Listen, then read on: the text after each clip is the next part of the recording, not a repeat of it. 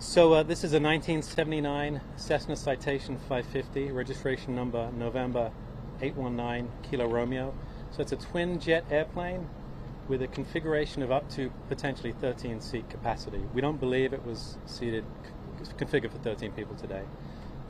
It departed Las Vegas about 3:15 a.m. this morning, and it was on an IFR instrument flight rules flight plan to French Valley Airport. Flight was about 45 minutes.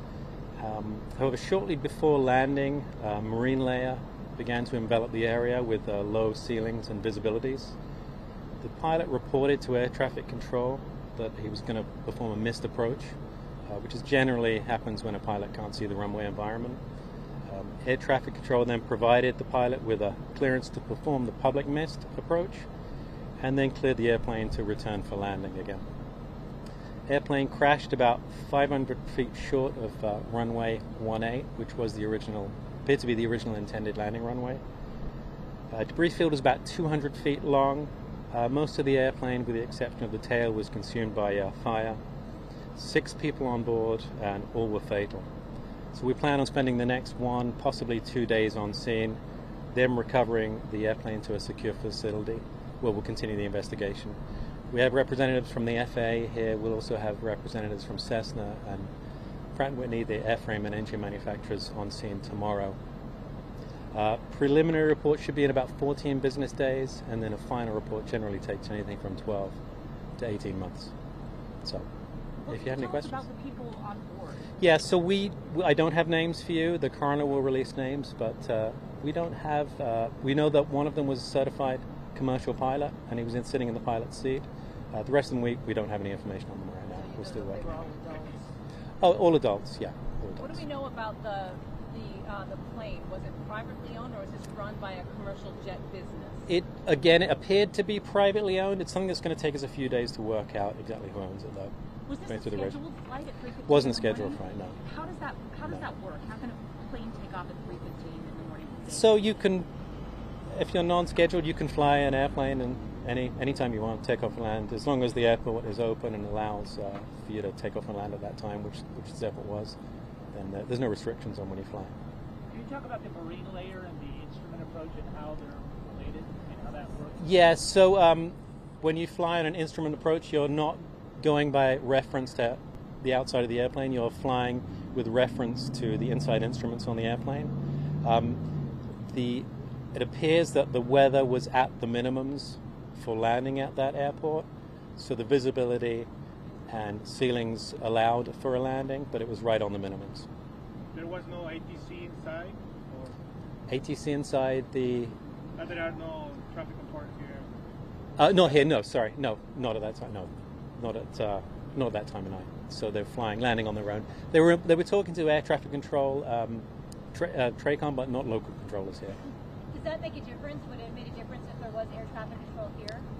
Shouldn't have made any difference. No, he's flying an instrument approach landing. It's irrespective of whether there's someone here or not. Was this plane stationed here, or was it stationed in Vegas? Was it not sure yet. If you look in some of the flight history programs, it's been here quite a few times recently, but we still don't know where it's located, where it's based. For the 6 people that died, you said they were adults, only male, female, or did you have to wait for the coroner's office? I'll wait for the coroner's office, yeah. Were there any children on board? No, all adults. So. Was there any communication about what was happening right before that plane? I haven't listened to the audio yet, haven't had time, but we will. It's one of the things we'll be doing. We'll be reviewing the full air traffic control audio tapes between the pilot and air traffic control. Is it too soon to say whether weather... It's too soon to say, yeah. Right now we're in a evidence gathering phase, so it would be too soon to come to any conclusions as to what may have happened. Can you talk a little bit about those minimums you talked about in order to make an instrument approach, that it has to meet certain qualifications? And is that the pilot's call?